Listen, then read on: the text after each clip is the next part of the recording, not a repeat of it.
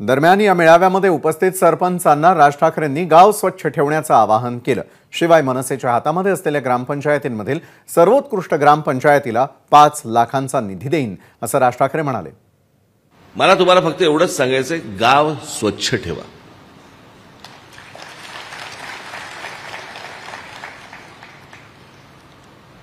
आणि गाव स्वच्छ ठेवायला ना, तुम्हाला आठवत असेल मी आपण 16 मिनिटाची एक डॉक्युमेंटरी केली होती, पाहिले तुम्ही? आपण महाराष्ट्राचा विकास आराखडा जेव्हा जाहीर केला त्यावेळेला एक 16 मिनिटाची डॉक्युमेंटरी केली होती। त्याच्यामध्ये मी हा मुद्दामून विषय आणला होता की आपल्या आजूबाजूचा परिसर स्वच्छ ठेवायला पैसे नाही लागत, इच्छाशक्ती लागते।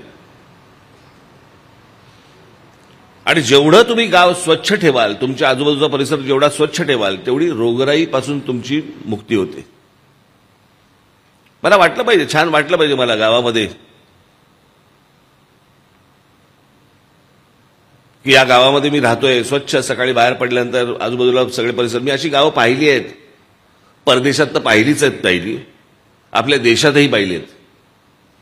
महाराष्ट्र नवनिर्माण सेनेच्या हातात असलेली जी ग्रामपंचायत असेल, त्यातली जी सर्वोत्कृष्ट स्वच्छ ग्रामपंचायत असेल, त्या ग्रामपंचायतीला मी स्वतः येऊन 5 लाखाचा निधी मी तिथे जाहीर देईन, हातात देईन।